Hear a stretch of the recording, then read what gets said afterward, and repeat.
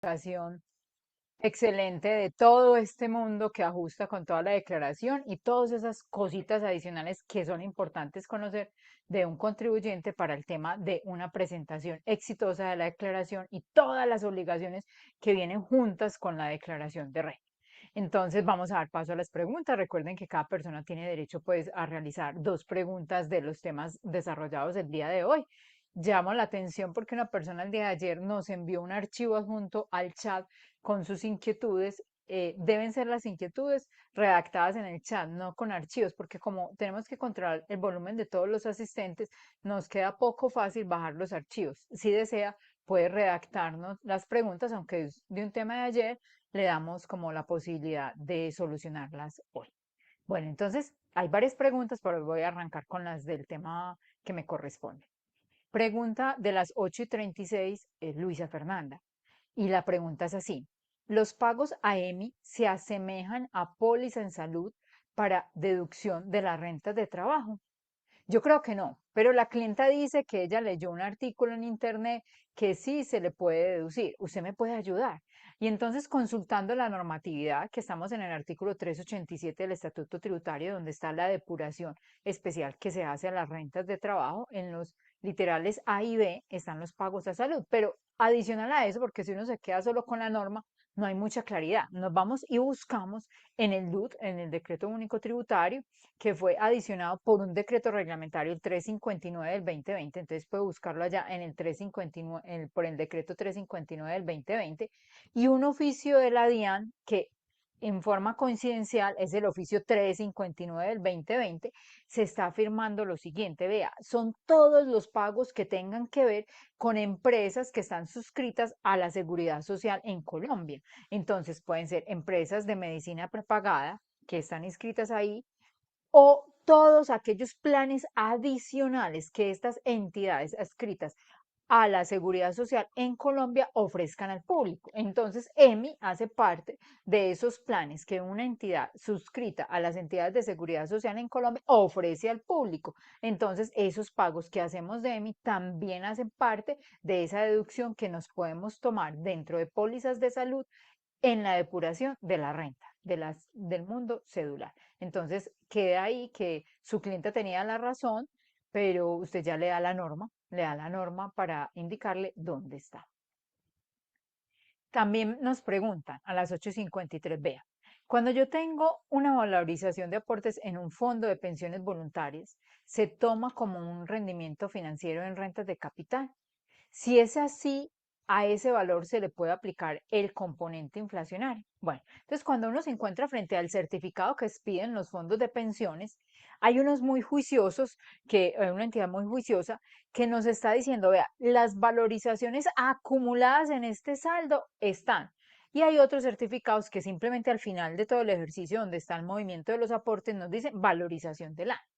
Las unas y las otras todavía no son ingresos. ¿Qué significa que no son ingresos? Son un apuntado que está en el saldo del fondo de pensiones. ¿Cuándo se vuelven ingresos? Cuando yo, titular del fondo de pensiones, voy y retiro mis aportes. Y entonces ya eso lo convierto en rendimientos financieros del periodo.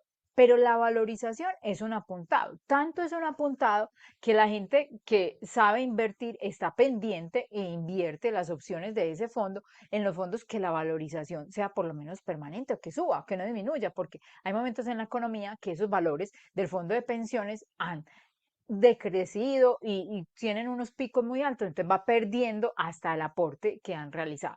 Entonces, la valorización no es un ingreso, es un apuntado que hace parte de la conciliación patrimonial de las personas naturales. Usted dice, vea, este es el incremento del valor del fondo por una valorización, todavía no es ingreso.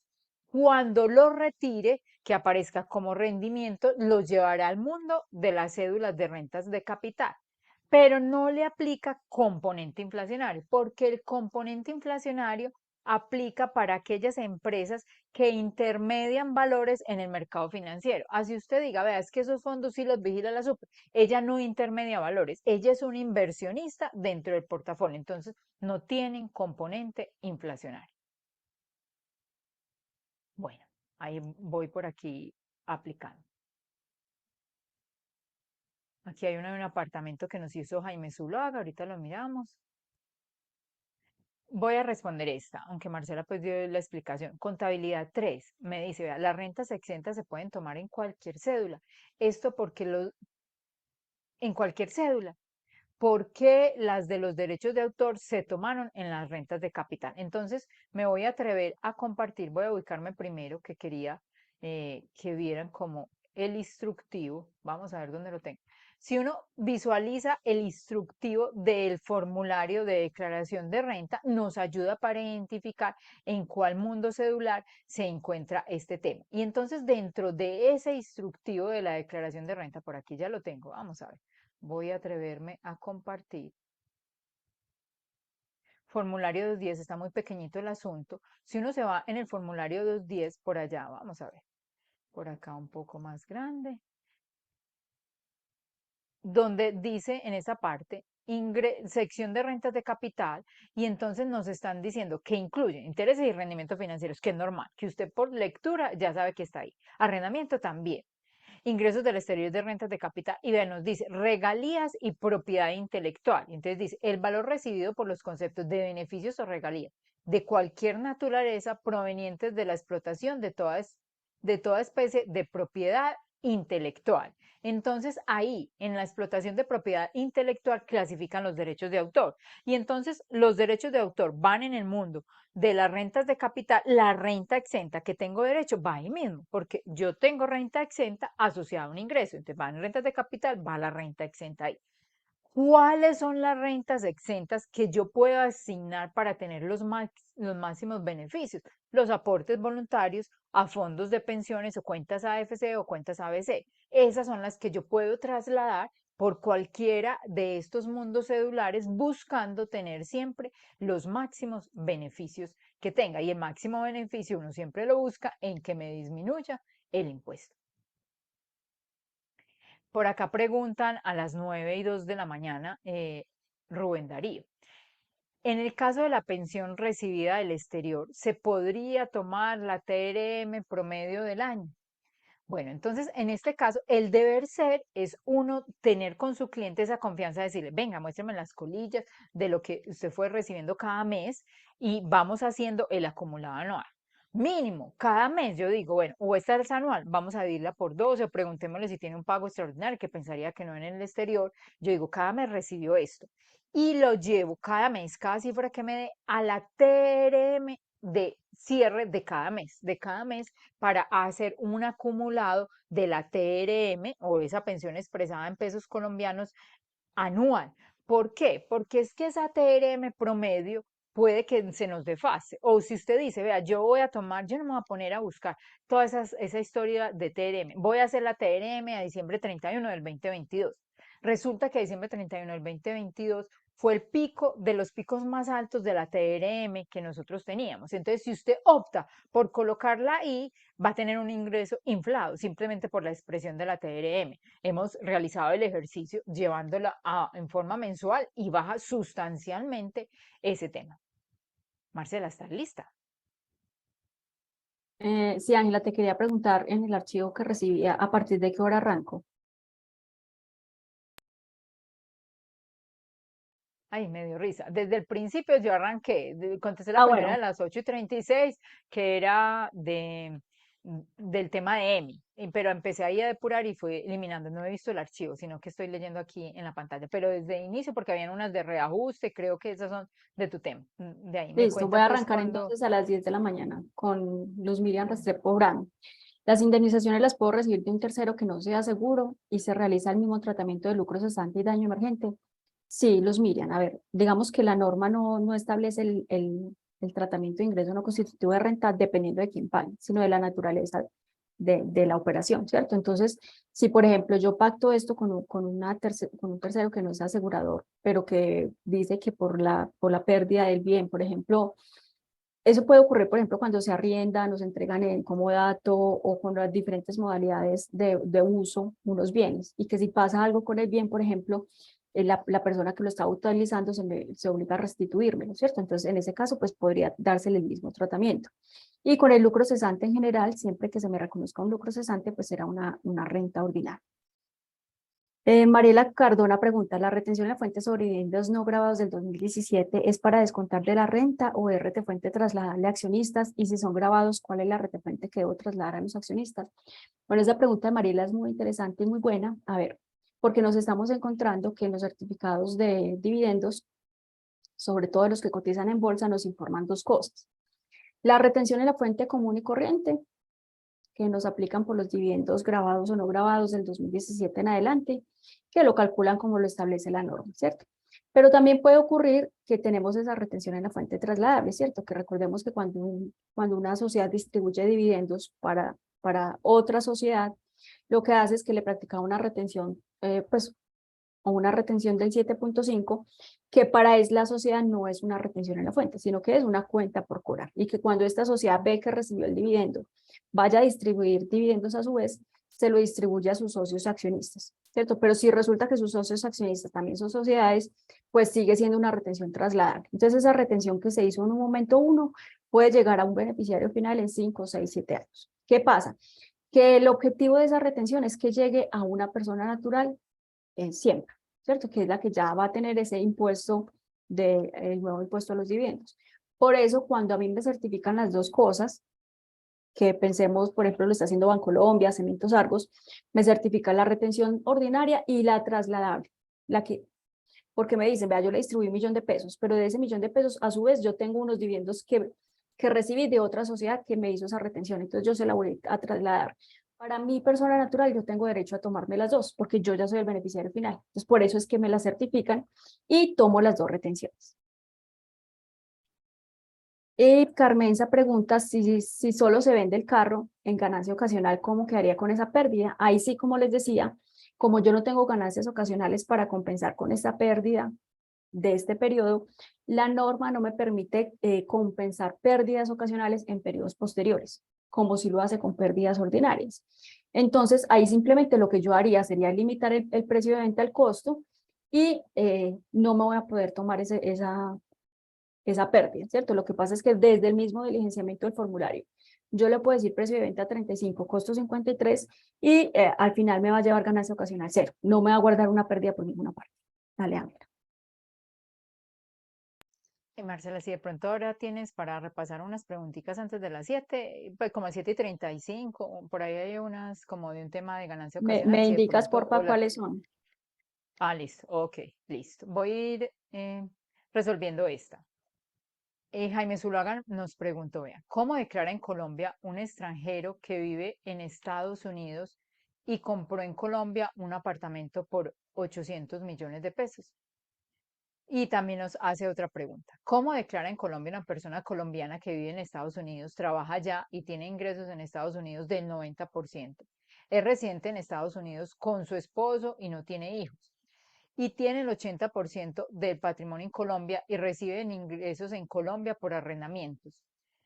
Para un porcentaje del 10% de sus ingresos. No se practica retefuente del 20% por arrendamiento y en las cuentas de ahorro tampoco le practican la retención de fuente del 20%. Dígame, ¿cómo clarifico cuando se presenta la declaración de renta de fuente mundial? Entonces, toda esta pregunta se va a analizar una página que tenemos en el manual de retención en la fuente que hace referencia a la residencia y lo que se visualizó el día de ayer respecto al tema de la residencia. Quiero pues compartirles algo, espérenme un segundito.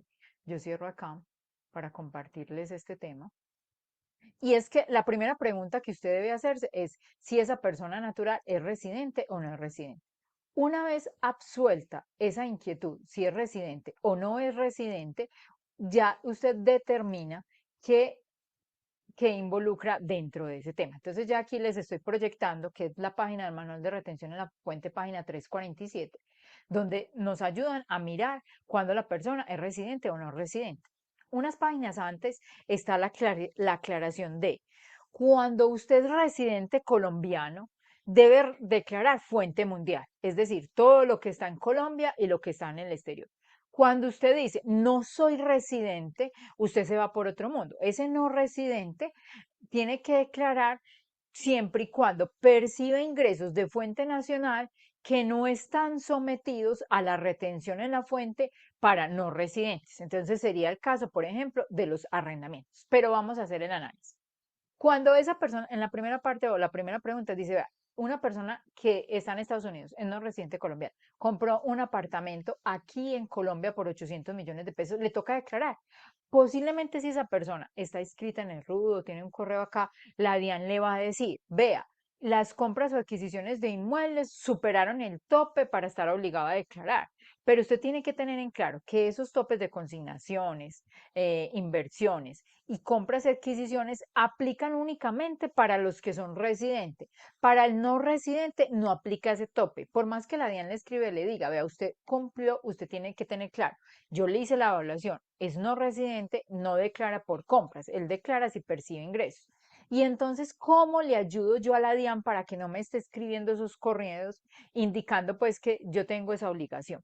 Si bien es cierto, la ubicación física de la persona natural, como nos lo decía Alexandra ayer, no es determinante para decir si es residente o no, sí nos ayuda para que la DIAN tenga en la mira de que no estoy ubicado físicamente en Colombia. Entonces, si la persona no está en Colombia, yo recomiendo el primer paso, actualice RUT con la ubicación en el exterior, que sería un primer indicio que le ayuda a determinar la residencia. Puede ser no determinante, porque hay otros elementos que hay que analizar, pero es un primer indicio para decirle no estoy en Colombia. Bueno, entonces con la otra persona que nos está haciendo la pregunta respecto al tema, nos está diciendo, vea, ella hace mucho rato está en Estados Unidos, tiene en Colombia el 80% de patrimonio, pero todos los ingresos los tiene allá en Estados Unidos. Entonces, en esta página uno dice, las personas naturales nacionales que viviendo en el exterior, ella está en Estados Unidos, van a cumplir, serán residentes fiscales cuando. Entonces uno dice,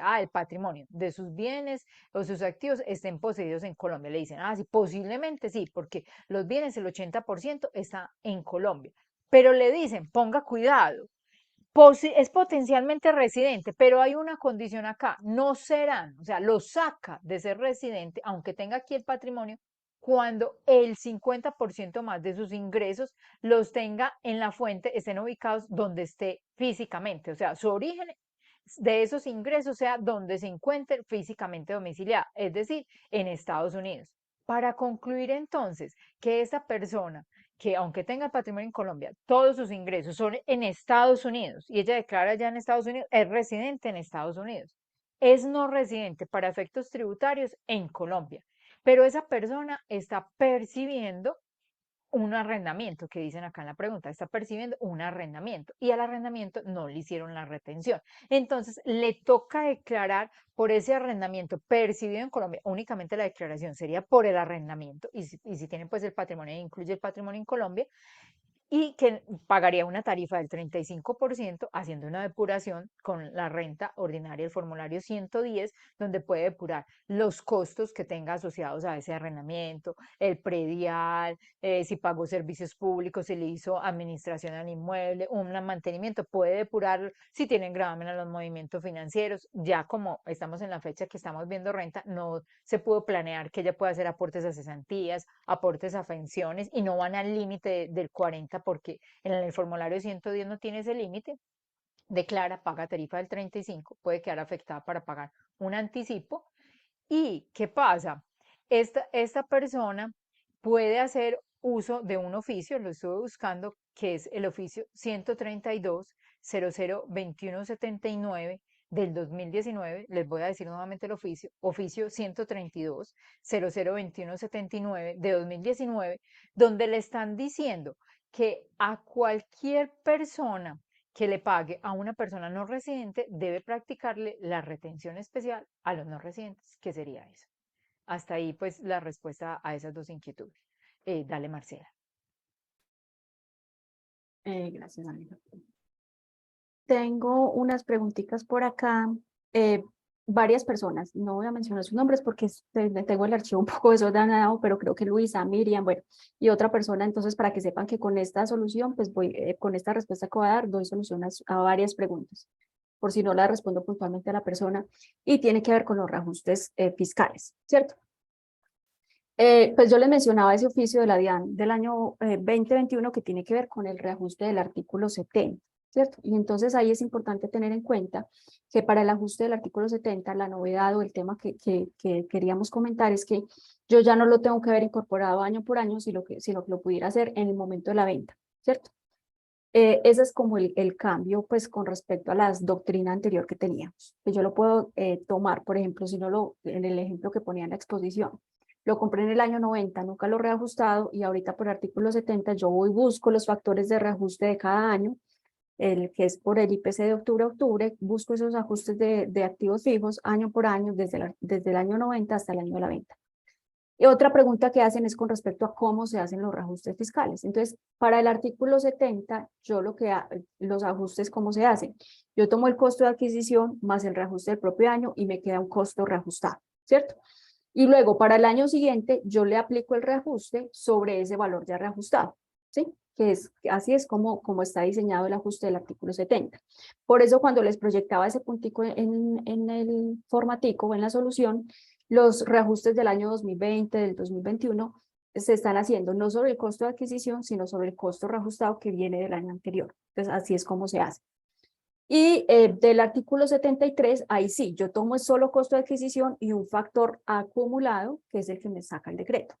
Un tema importante para mencionar, que pues nosotros lo hemos mencionado en diferentes eventos, aquí lo omití, fue un descuido, qué pena, y tiene que ver con la discusión que tenemos en Seccional Medellín con los reajustes del artículo 73. ¿Qué pasa?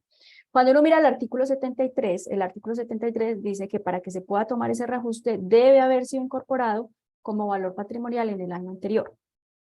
Sin embargo, en el decreto que sale cada año, la norma dice que podrá haber sido tomado como valor patrimonial, ¿cierto? Entonces, todos los años el decreto dice que es una posibilidad, no una obligación. Sin embargo, pues tenemos los antecedentes con la seccional de Medellín, que ellos exigen que haya sido incorporado en el año anterior.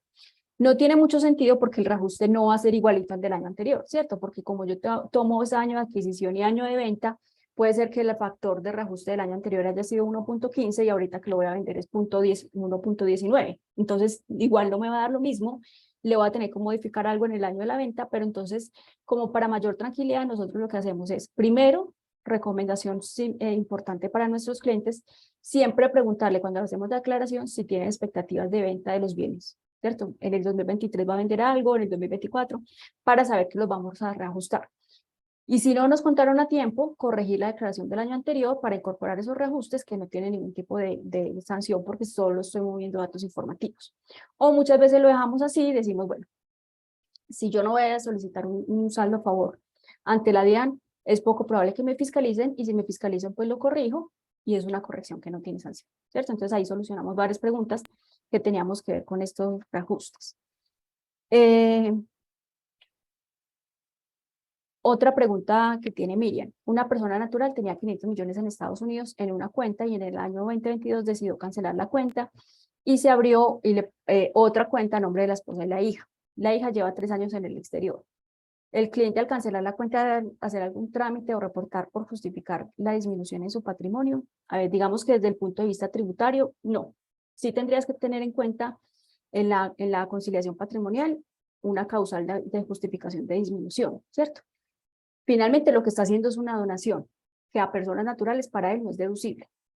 Y ya ellas van a tener un enriquecimiento, que es una donación, porque es un acto interpidivos a título gratuito, que tienen que cuantificar por su valor.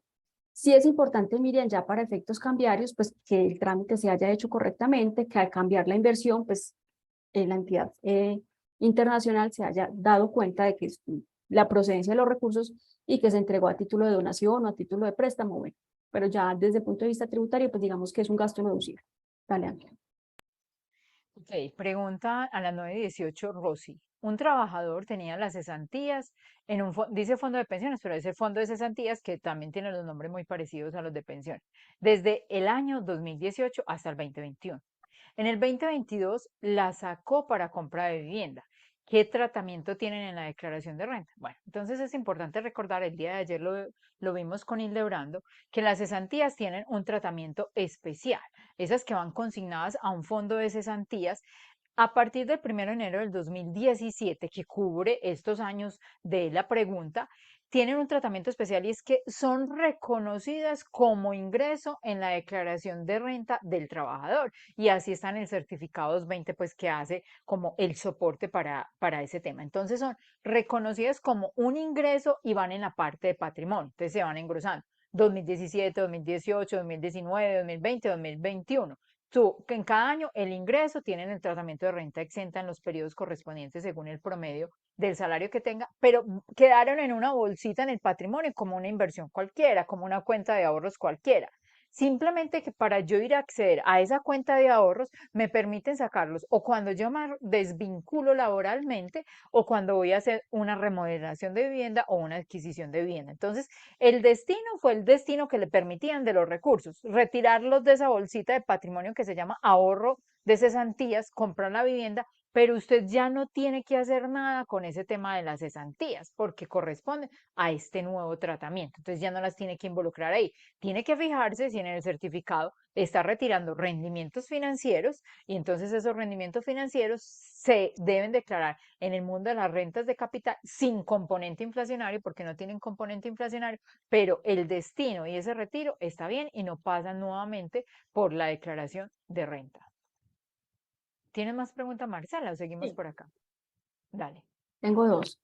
Mariluz Jiménez pregunta, la persona natural recibe rentas hoteleras de Square por ser propietaria de una suite y como tal en el certificado viene explícito que el hotel es gestor de cuentas en participación. La persona reporta este ingreso como renta agradable o exenta y luego nos aclara que empezó a operar en septiembre del 2018. Entonces, como estamos hablando de los hoteles nuevos, tienen el beneficio de renta exenta, ¿cierto? Normalmente también el mismo socio gestor nos discrimina dentro del certificado que corresponde a rentas exentas por ser hoteles nuevos.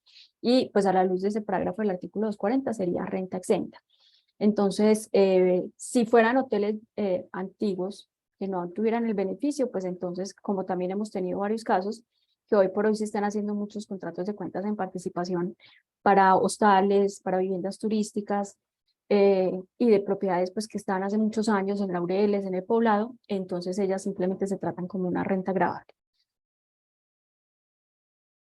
Y hay una pregunta de Miriam Calle sobre el ajuste, o mejor, la declaración de las propiedades por el avalúo catastral. Entonces ella dice, su cliente es una persona natural obligada a llevar contabilidad.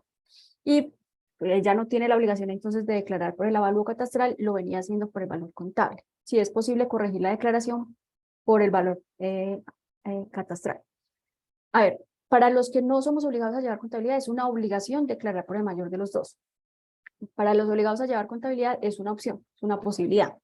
¿Qué es importante que tengas en cuenta, Miriam? Que para efectos de tomarlo como costo fiscal, si tú la corriges, no es válido como costo fiscal, porque el artículo 72 dice que para que sea costo fiscal, tiene que haber sido incorporado en la declaración inicial, ¿cierto? Entonces, eso es lo que tienes que mirar. Pero si es por otros intereses, porque simplemente lo quieres incluir en este año, pero posiblemente se venda para el año siguiente, lo puedes corregir, incorporarlo por avalúo catastral y seguirlo declarando por avalúo catastral. No hay problema. Listo, voy a contestar por acá. Me pregunta Doris Giraldo. Las dos preguntas son estas. Vea, buen día. Existe un asalariado que recibe ingresos adicionales por honorarios porque es un independiente. No realizó el documento soporte con no obligado a facturar por los valores cancelados a terceros. Además, se le había vencido la resolución en el 2022. Renovó la resolución hoy. ¿Es posible elaborar los documentos soportes por el año 2022 y descontarlos en renta? Y bueno, enseguida hacemos la pregunta. Bueno, hay que recordar algo. Dentro de la descripción de la pregunta, identifico que el asalariado está teniendo ingresos por honorarios que no puede clasificar como rentas de trabajo. Está diciendo pues que no lo puede clasificar como rentas de trabajo y que necesariamente necesita el soporte de costos, gastos y deducciones. Hay que recordar que si yo lo puedo clasificar como renta de trabajo, tengo la opción de tener una renta exenta del 25 y si tiene costos de deducciones, optar por eso. Entonces uno compara. El que clasifica como rentas de trabajo, si el 25 me da mayor a los costos que puedo soportar, opto por el 25. O si los costos que puedo soportar son mayores, opto por la renta de trabajo con costos. Este entiendo yo que no va en rentas de trabajo, sino que va en el mundo de rentas no laborales y necesita los costos para soportar el asunto. El documento soporte en adquisiciones efectuadas a no obligados a facturar Cuando lo estamos relacionando a una persona natural que no factura electrónicamente, desde marzo debió hacerlo en forma manual, desde marzo del 2020 en forma manual. La resolución para habilitar esa numeración de ese documento entró en vigencia en agosto 15 del 2020. La transmisión electrónica para el que factura electrónicamente empezó en vigencia el 2 de agosto del 2022. Pero ¿qué queda? Y es la inquietud de ahora. Por cualquier circunstancia no me di cuenta que se venció, no hizo la transmisión ni nada. El documento soporte está amparado en una norma del Estatuto Tributario, artículo 771-2, que es el soporte adecuado para costos, gastos y deducciones, que por allá en un parágrafo nos indica, usted reconozca el costo gasto según el devengo, así el documento soporte esté en otro periodo. Para concluirle que usted hoy puede renovar la resolución a riesgo, no es el deber ser, a riesgo del contribuyente, y elaborar todos los documentos soportes que no elaboró antes y transmitirlo con una nota interna identificando a qué periodo corresponde, que es el 2022, usted se lo toma en renta, así el documento soporte esté en otro periodo. Esa es la primera pregunta. Y la segunda, dice ella, vea, en una sociedad recibe a su nombre la factura de medicina prepagada de los empleados, el esposo, la esposa, los hijos, una sociedad familiar, me imagino. ¿Cómo lo declaran los empleados esta medicina prepagada? La empresa se descontó el gasto y el IVA. Este valor no se cobra a los empleados. Entonces, en la redacción de la pregunta está la respuesta. Yo cuando me tomo una medicina prepagada, cuando yo la pago, cuando el plan es a nombre mío, yo la pago y tengo todo derecho. Ya queda ahí que es de la sociedad, me imagino que ella lo está tomando en la sociedad como un beneficio a los empleados y está tomando todo ese tema. Entonces los empleados, por más que sepan que esa es su medicina prepagada, ellos no se lo pueden tomar porque ellos tienen que tomar lo que efectivamente paguen. Dale, Marcelo. Bueno, voy a responder dos preguntitas. Una tiene que ver con el detalle de activos en el exterior. ¿Me puedes ampliar el término detallado de activos en el exterior? Sí, Rosy, mira. Lo que pasa es que las declaraciones de activos en el exterior hizo un cambio hace como 2 años. Entonces, inicialmente cuando empezó la declaración de activos en el exterior, se presentaba desde un peso en adelante. Yo tenía un CDT de 1.000.000 de pesos y por eso tenía que presentar. Luego se hizo una modificación y ¿qué dijeron? Solamente se presenta declaración de activos en el exterior cuando los activos en el exterior superen ese tope de 2.000 VT. Bueno, la norma también tiene una aclaración, ¿cierto? Entonces, ¿qué nos dice en esta aclaración? Si los activos poseídos en el exterior son menores a 3.580 VT, que eran los 83 millones, no recuerdo ahorita la cifra, pero el valor que les proyecté en la diapositiva, entonces se hace una declaración, pero que es agregada. ¿Qué quiere decir agregada? Cuando yo digo agregada o la norma dice agregada son 84.824. Cuando es agregada es que simplemente digo tengo activos fijos o tengo activos móviles, sin mayor detalle de qué tipo de activos son, y los tengo en Estados Unidos, los tengo en Panamá, los tengo en Inglaterra. Esa es una declaración agregada. Cuando supero ese tope, cuando supero los 84.824 en activos en el exterior, entonces ya tengo que hacerlo más detallado. Detallado es decir, qué tipo de activo es, darle una descripción. Entonces, por ejemplo, con el caso que teníamos acá, tengo que decir CDT, Bancolombia, Panamá, si es una casa, la dirección de la casa, bueno, desagregarlo, decir qué tipo de activo es, si es banco, si es un CDT, bueno, esas inversiones y hacerlo así más explícito. Esa es como la diferencia de la declaración de activos en el exterior.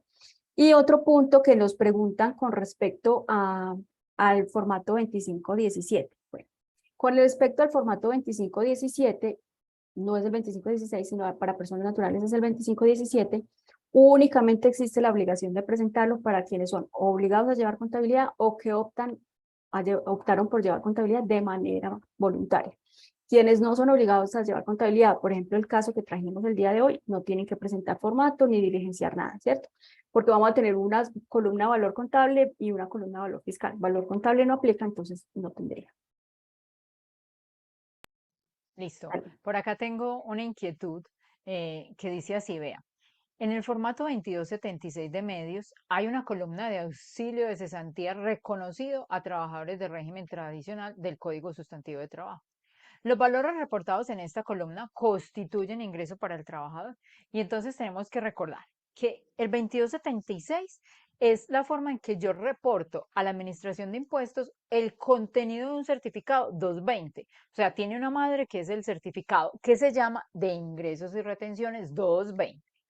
Listo, entonces, ¿qué se le ayuda? No es igual que CASE, no, hay una información que va en unas casillas acá y que se ajusta al 2276, pero la base es el 220. Entonces, esas cesantías yo le reconozco a los trabajadores de la ley anterior a la ley 100, que es decir, el pasivo, que se va calculando por el acumulado de los años, yo tengo que reconocerle eso en un pasivo y certificárselo en el 220, y a partir del 1 de enero del 2017, esa persona natural debió declararlo como ingreso en su declaración y está incorporado en el 220, es parte de los ingresos a declarar en las rentas de trabajo para las personas naturales por ese periodo. Así esté en la ley anterior y la cesantía las tenga. La compañía ya, la norma cambió y dijo, como se va a hacer un reconocimiento del saldo por cada año a partir del 1 de enero del 2017, ese saldo se certifica en el 220 y va en el formato 2276.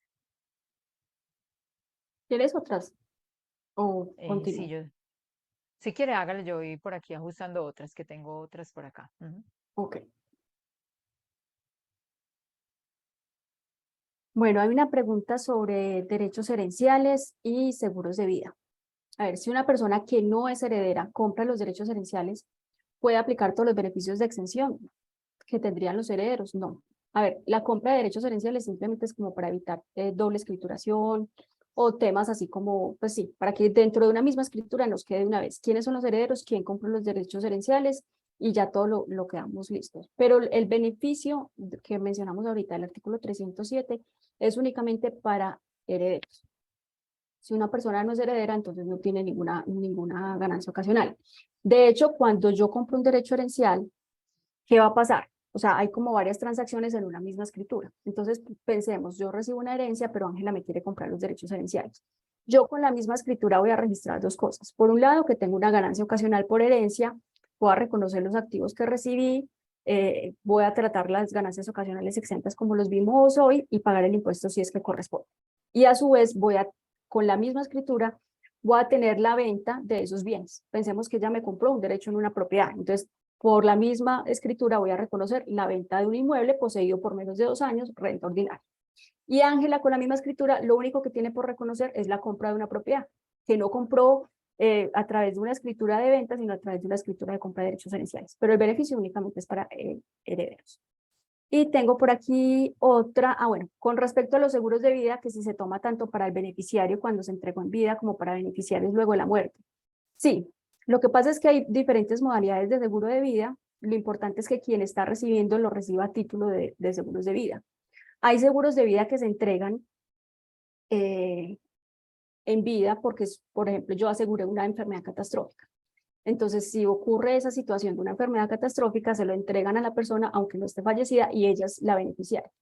Pero puede ocurrir, por ejemplo, que una persona falleció y dejó unos seguros o tenía unas deudas aseguradas y en ese caso, entonces, el beneficiario es el que va a reportar la ganancia ocasional de seguros.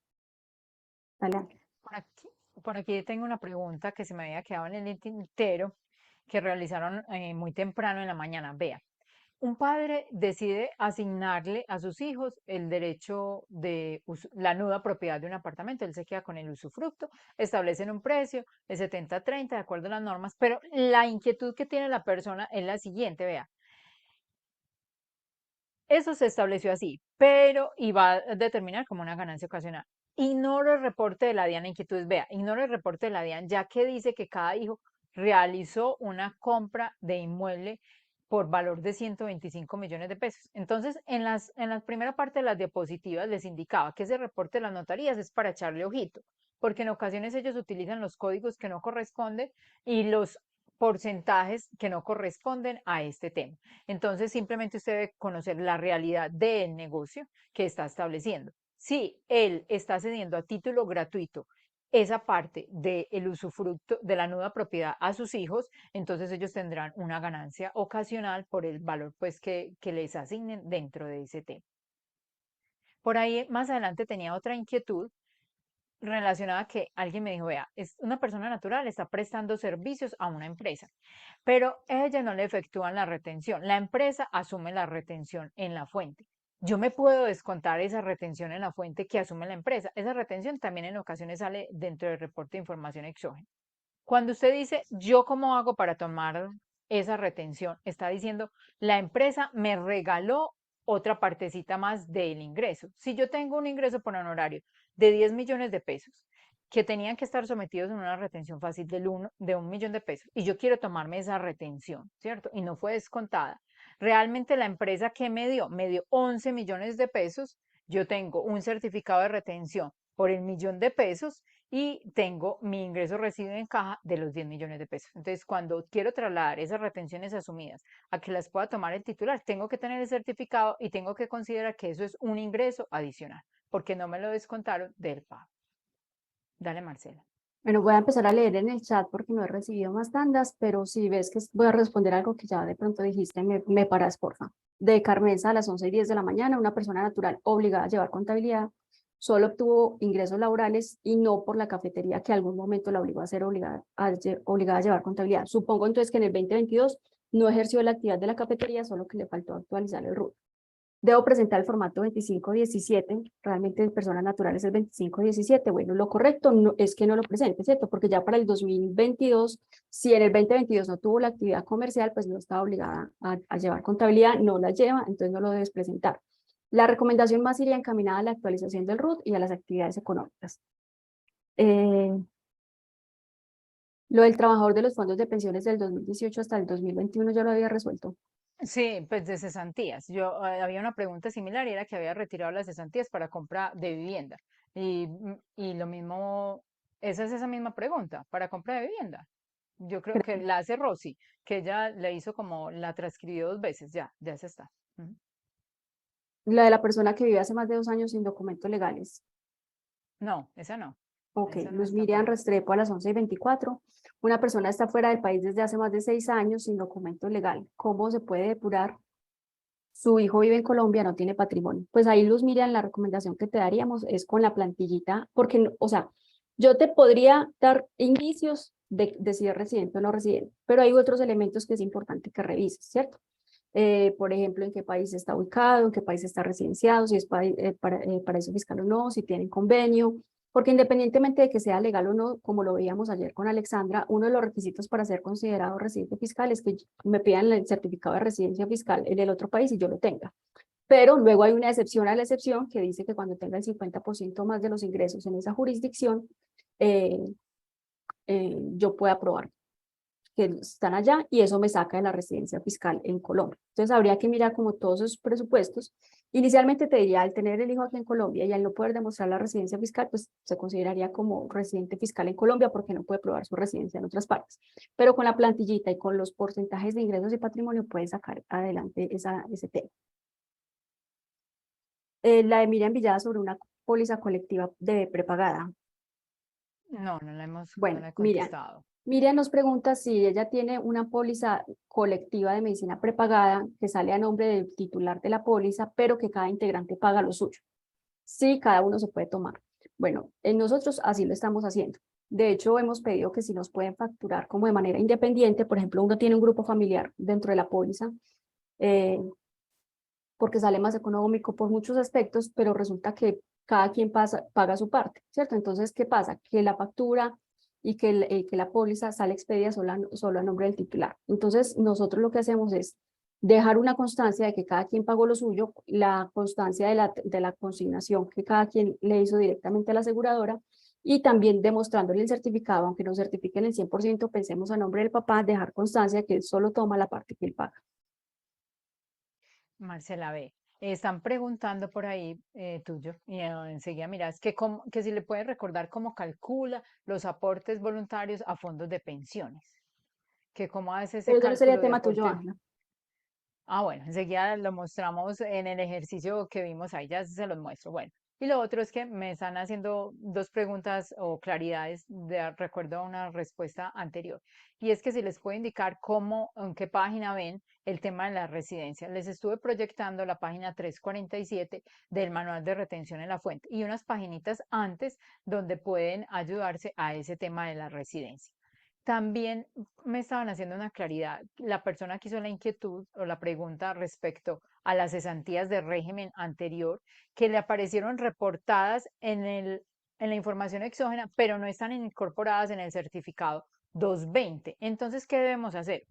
Entonces, me imagino que usted es la persona natural que le va a hacer la declaración de renta a ese contribuyente. Usted le dice a él que escriba a la compañía porque en el certificado 220 no están incorporadas ese valor de las cesantías, porque quedó mal expedido el certificado 220. Posiblemente la compañía no se dio cuenta, se dieron cuenta en otro momento para que regularicen el tema. Entonces usted le dice, vea, díganle a los de la compañía que les quedó mal reportado, mal elaborado el certificado 220, que por favor lo actualice con esta cifra porque ese es el valor que debe incorporar dentro de la declaración. Voy a buscar entonces la diapositiva, Marcela, voy a apagar un momentico mientras busco y continúas ahí.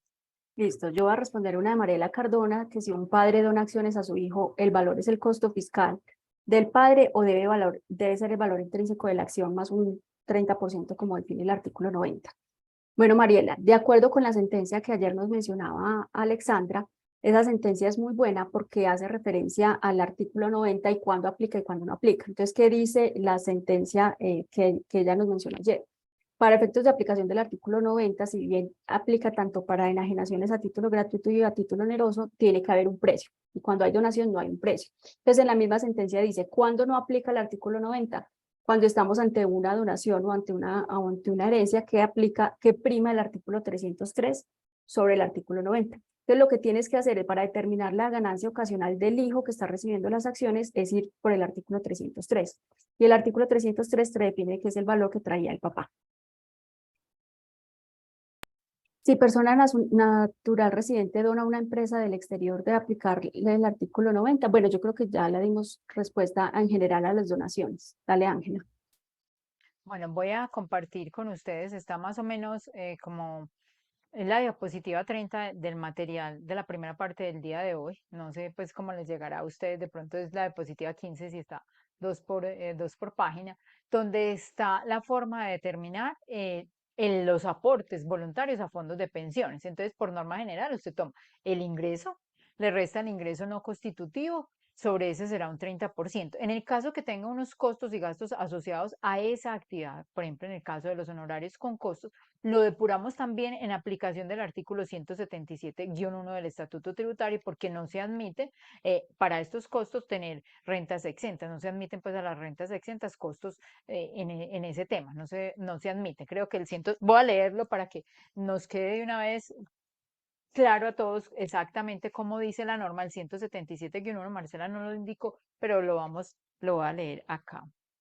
177-1.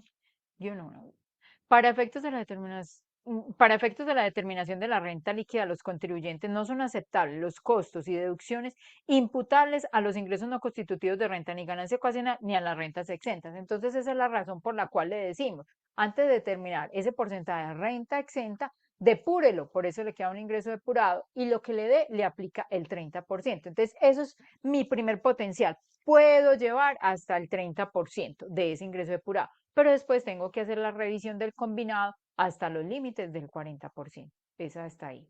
No sé qué más nos queda Bueno, por yo no ahí. sé, Ángela, si de pronto ya teníamos la respuesta en la preguntita de Blanca Mira Narango que la mandó ayer en un archivo o la leo y la respondemos.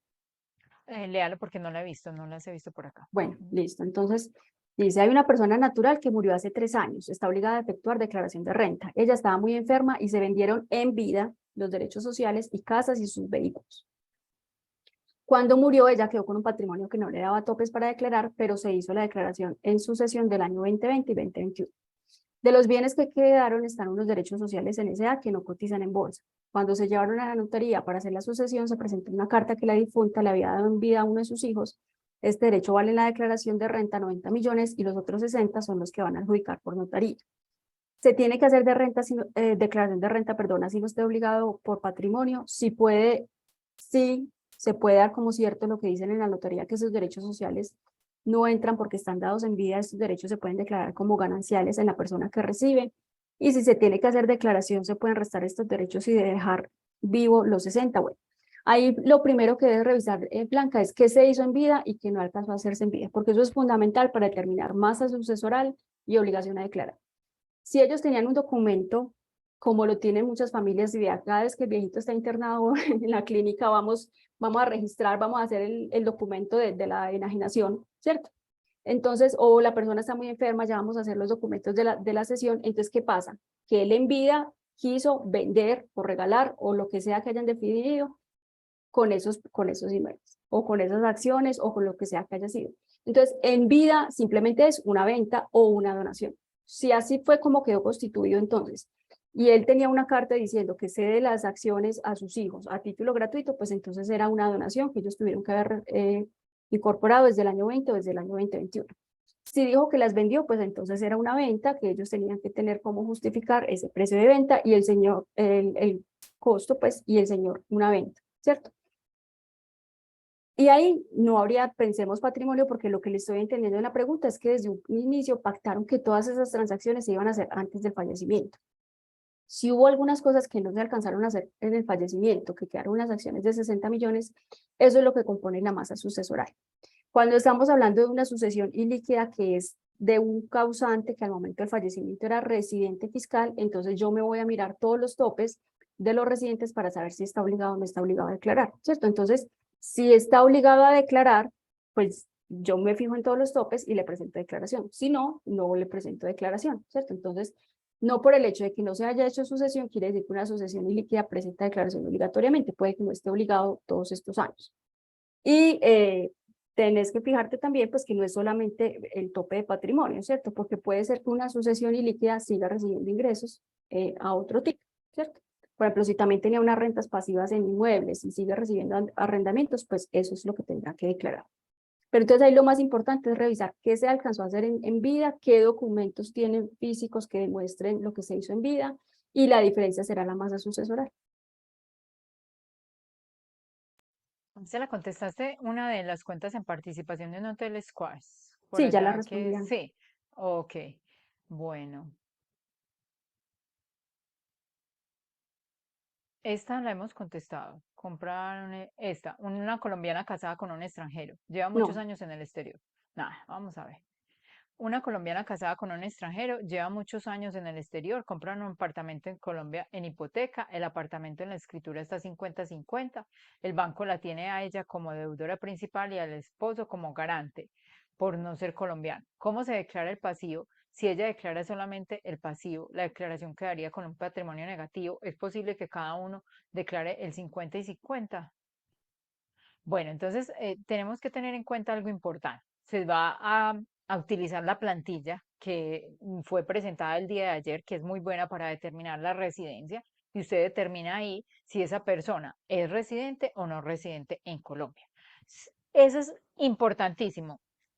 Con lo que puedo mirar, sin ir al detalle, pensaría que ella es no residente en Colombia. Simplemente compró hoy esa propiedad. Si es no residente y compró la propiedad, eso no lo obliga a declarar. Una compra de propiedad no lo obliga a declarar, ni hace ningún tema de esos. Entonces, esa información no pasaría por el asunto. Si es residente, tiene que tener claro que la propiedad, aunque en el banco aparezca el crédito 50, todo a nombre de ella es 50%, colocaría una cuenta por cobrar al esposo que le debe el otro 50% para que no le quede pues ese patrimonio negativo, porque la realidad es que van 50-50, aunque el titular del crédito sea uno solo. Eso también lo hacemos, por ejemplo, en los grupos familiares, cuando es una persona natural a la que le dan las tarjetas de crédito. Entonces, a nombre de esa persona natural, la mamá o el papá salen las tarjetas de crédito, los hijos todavía no tienen historia crediticia, pero son los que consumen, los que tienen la tarjeta y en ocasiones los que les toca pagar la tarjeta, entonces se declara toda la obligación en cabeza, si es residente ese papá y esa mamá, la obligación con la entidad financiera, todo el 100% en cabeza de ellos y generar una cuenta por cobrar a sus hijos porque ellos son los que realmente van a pagar esa obligación. Dale, Marcela. yo creo que ya terminamos. Yo al menos no veo aquí como más preguntas por resolver. No sé si tú tengas otras. Por ahí están preguntando algo de RUP, que no es del tema, pero pensaría yo que sería bueno Ah, como bueno, ayudarle a la gente. la del régimen simple sí no la voy a responder, pues porque no es oportuno, ¿cierto? Pero hay una pregunta sobre el registro único de beneficiarios finales. Si la tienes por ahí en la mano, me la puedes leer, porfa. Que están preguntando, espérenme un segundito, que la dirección, que cuál dirección se coloca dentro de RUB. Espérenme que ya se me desapareció. Un momento por aquí dice, por favor me pueden contestar si para el informe del beneficiario final debo colocar la dirección de notificación que está en el RUB o debe ser la dirección de residente del beneficiario final. ¿Cuál de esas dos direcciones? Bueno, Nosotros lo que estamos haciendo es pidiéndole la información directamente a los beneficiarios finales de su fecha de nacimiento, de su dirección de ubicación, y con base en esos datos es que hacemos la transmisión, ¿cierto? Pero siempre que la información venga de la mano, pues, o sea, nosotros tengamos como probar cómo sacamos la información y a quién se la solicitamos. Porque si uno lo hace con el RUD, asumiendo que esa es la última información y de pronto ellos ya cambiaron, pues entonces uno se queda sin esto. Y entonces, Ángela, si con esta terminamos, quisiera hacer una claridad de la pregunta de los derechos gerenciales que me parece interesante. Mm, Y es que Miriam nos comenta que en la escritura no se menciona por ninguna parte a los herederos, pues más o menos así es como mm. lo que nos plantea. Y eso me hace pensar como en unos casos que se pueden dar, que es muy importante tenerlos en cuenta. Hay veces que uno puede vender como los derechos herenciales sin que se haya liquidado la sucesión, ¿cierto? Entonces, ¿qué pasa? Que realmente yo todavía no puedo vender algo que no tengo, pero hago un compromiso y por eso se hace una venta de derechos herenciales.